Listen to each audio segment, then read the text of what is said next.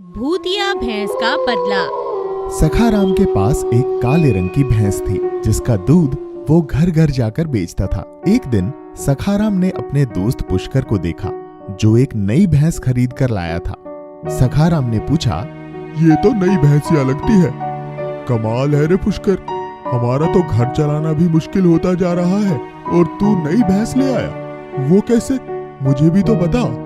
अरे भाई, बड़ी सीधी सी बात है। तुम अपनी भैंस का दूध आधा उसके बछड़े को पिला देते हो तो तुम्हें क्या बचेगा। वो देखो मेरी भैंस का बछड़ा, उसे मैं इतना दूध पीने ही नहीं देता बल्कि उसे उसकी माँ तक जाने ही नहीं देता। और हाँ, ये देखो मैं शहर से दवाई भी लाया हूँ। इसे अगर चारे में डालकर भैंस को दोगे तो 4 गुना दूध देगी और वो भी बिना परेशान किए। सखाराम भी ठीक वैसा ही करता है और अब उसे भी काफी मुनाफा होने लगता है। एक दिन पुष्कर की नई भैंस अपना पट्टा खोलकर गांव से भाग जाती है और दूर एक बड़े से पेड़ के नीचे सो जाती है। उसी पेड़ पर एक खतरनाक चुड़ैल रहती थी। उसने भैंस को अपने वश में किया और उसके ऊपर जाकर बैठ गई।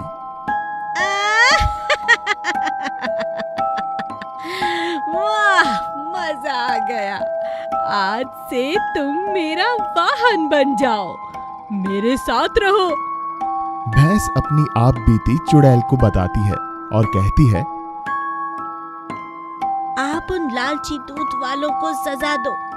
चलो मेरे साथ, अभी बदला लेते हैं। और मैं भी लालची लोगों को सजा देना चाहती हूँ।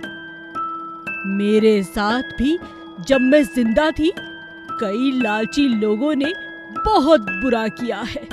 मेरे बच्चे से भी मुझे अलग कर दिया। आज मजा आएगा तुम्हारे साथ इन लालचियों से बदला लूंगी। एक एक करके भैंस सबके घर जाती है और दूध वालों को उठा उठा कर पटकती है। बहुत बुरे लोग हो तुम, हमारा दूध पीते हो, उसे बेचते हो और हमारे ही साथ अत्याचार करते हो। मुझे माफ कर दो, मैं शर्मिंदा हूँ। हमें माफ करो। आज के बाद हम वादा करते हैं हम किसी भी माँ से उसका बच्चा नहीं छीनेंगे। अब मैं चाहती हूँ तुम्हें तुम्हारे बच्चे के साथ रहना चाहिए, मेरे साथ नहीं। चुड़ैल चली गई और भैंस को उसका बच्चा और सखाराम को सबक मिल गया। शांति नगर के एक गांव में एक चुड़ैल ने सबका जीना हराम कर रखा था। वो हर 2 दिन के बाद गांव में आती और घर के बाहर दरवाजे पर खड़ी होकर आवाज लगाती, क्या मैं अंदर आ जाऊं? जो लोग डर जाते और बड़बड़ाने लगते या पूछते, कौन है दरवाजे पर? ऐसा पूछने वालों को वो अपने साथ लेकर चली जाती। उसी गांव में आशा अपने सास, ससुर और ननद के साथ रहती थी। आशा की सास और ननद घर का सारा काम उससे करवाते और खुद आराम करते। अरे ओ आशा, कहाँ मर गई? सारा दिन कपड़े ही धोती रहेगी या खाना भी पकाएगी? बस माँ जी, अभी आई। माँ पता है, कल ज्योति के चाचा ने दरवाजा खोल दिया तो चुड़ैल उन्हें भी अपने साथ ले गई। क्या कहा? चुड़ैल? हे भगवान! देख बेटी, तू अपना ख्याल रखना और गलती से भी दरवाजा मत खोलना। अगर कभी चुड़ैल हमारे घर आई भी तो ये आशा जाएगी उसके साथ, क्योंकि यही तो दरवाजा खोलती है। जा, अब तू फटाफट दरवाजे पर लिख कर आ जा कि हम घर पर नहीं हैं। चुड़ैल, तुम कल आना। आशा की ननद आशा को बिल्कुल पसंद नहीं करती थी। उसने जानबूझकर दरवाजे पे लिख दिया, चुड़ैल आज आ जाना, और चुपचाप आकर खाना खाने लगी। खाने के बाद सब सो जाते हैं, चुड़ैल नहीं आती। आशा की ननद सुमन सोचती है, मैंने तो चुड़ैल को आने के लिए कहा था, दिन चढ़ने वाला है, चुड़ैल तो आई ही नहीं। जाकर देखती हूँ। सुमन जैसे ही दरवाजा खोलती है, सामने चुड़ैल को पाती है। चुड़ैल उसे अपने दांतों में दबोच लेती है। सुमन चिल्लाने लगती है, बचाओ, बचाओ, भाभी, बचाओ। आशा दौड़ती हुई आती है। आशा की सास और बेटा भी जाग जाते हैं। आशा बिना डरे चुड़ैल को दबोच लेती है। छोड़ो, छोड़ो सुमन को, छोड़ो। आशा बहुत समझदार थी। वो जानती थी कि केवल अंधेरा होने तक ही चुड़ैल किसी को अपने बस में रख सकती है और सूरज की पहली किरण पड़ते ही उसकी शक्तियां कमजोर पड़ जाती हैं। इसलिए उसने चुड़ैल को दबोच कर रखा और कुछ ही देर में दिन निकल आया। तब चुड़ैल चिल्लाने लगी और सुमन को छोड़कर वहां से भाग गई। ये क्या था? तुम ठीक तो हो? मुझे माफ कर दो भाभी, मैं इन सब की जिम्मेदार हूँ। मैं आपको गलत समझती थी, मुझे माफ कर दो। सुमन सारी बात घर वालों को बताती है। सभी आशा को खूब प्यार और सम्मान देते हैं और हर रात दरवाजे पर लिखकर सो जाते हैं, चुड़ैल आज हम घर पर नहीं, कल आना। लालची चुड़ैल। सकलपुर गांव में एक भयानक चुड़ैल का साया था। वो रोज गांव में आती और किसी ना किसी को उठाकर अपने साथ ले जाती। गांव के बाहर एक घना जंगल था जहां वो रहती थी। अपने शिकार को भी वो वहीं जाकर खाती थी। गांव वाले बहुत परेशान थे। वो किसी भी तरह उससे पीछा छुड़ाना चाहते थे, इसलिए उन्होंने एक सभा बुलाई। कल वो मेरी बकरी उठाकर ले गई और परसों वो मेरी दादी को उठाकर ले गई। हमें कुछ करना चाहिए, नहीं तो कोई नहीं बचेगा गांव में। गांव वालों ने एक उपाय निकाला और सोचा कि आज रात वो चुड़ैल के सामने प्रस्ताव रखेंगे कि वो रोज रोज गांव में ना आया करे। हम हर रोज एक जानवर जंगल तक पहुंचा दिया करेंगे।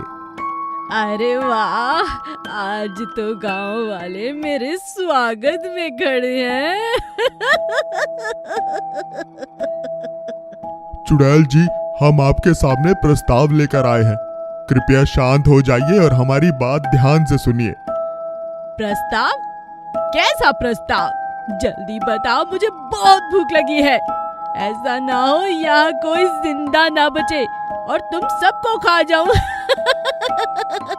गांव वालों ने सारी बात चुड़ैल से कही। ठीक है, कल से मेरे पास तक रोज एक जीव जिंदा पहुंच जाना चाहिए।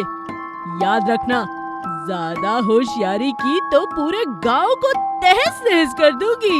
चुड़ैल के जाने के बाद गांव का एक बुजुर्ग पास खड़े जुगनू को कहता है, बेटा जुगनू, कल चुड़ैल का भोजन तुम लेकर जाना। आज हम शरद को भेज देते हैं। जुगनू गर्दन हिलाकर हामी तो भर देता है, लेकिन वो इस उपाय से खुश नहीं था। वो तो पूरे गांव को इस मुसीबत से निकालना चाहता था। पूरी रात और पूरा दिन जुगनू ने बहुत सोचा और फिर खाली हाथ चल पड़ा जंगल की तरफ। उसे देख गांव के लोग हैरान थे। जब जुगनू चुड़ैल के पास पहुंचा तब उसने कहा, चलिए चुड़ैल जी, मैं आपके भोजन को पकड़कर ले आया हूँ। कहाँ है भोजन? कहाँ है? कहाँ है? दिखाओ, कहाँ है? वो एक बहुत बड़ा जानवर है जिसे यहाँ लाना मुश्किल था, इसीलिए मैंने उसे नदी किनारे बांध दिया है। आप चलिए। नदी किनारे जुगनू ने जानवर नहीं बल्कि एक चुड़ैलों को पकड़कर कैद करने वाले जादूगर को बुला रखा था, जिसने चुड़ैल के वहां पहुंचते ही उसे अपनी बोतल में कैद कर लिया। और गांव के सभी लोग जुगनू को धन्यवाद कहने लगे और उसे गांव का मुखिया भी बना दिया। कैलाशपुर नाम का एक गांव में स्वाति नाम की एक बहुत सुंदर लड़की रहती थी। उसे शिवा नाम का एक आवारा लड़का रोज चिढ़ाता था। शिवा की इन हरकतों से तंग आकर स्वाति अपने पिता से शिकायत कर दी, जो पेड़ के नीचे बैठे थे। तभी पेड़ के पीछे से एक चुड़ैल ने स्वाति की पूरी बातें सुन ली।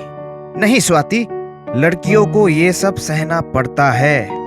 आइंदा से इस तरह की शिकायतें मत करना, ठीक है?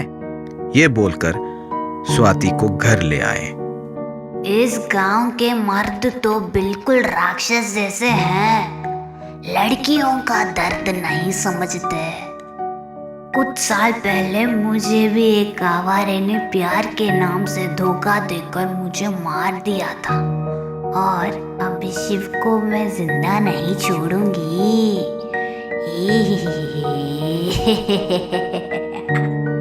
चुड़ैल ने रात को स्वाति के घर जाकर उसके शरीर में घुस गई।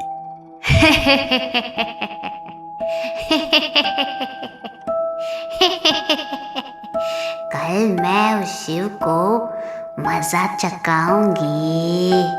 हर रोज की तरह शिवा स्वाति को छेड़ने लगा।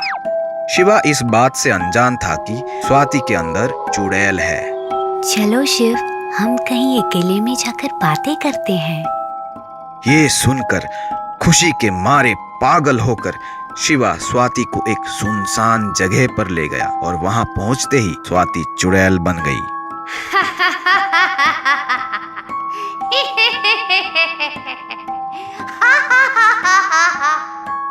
अरे स्वाति, ये तुम्हें क्या हो गया?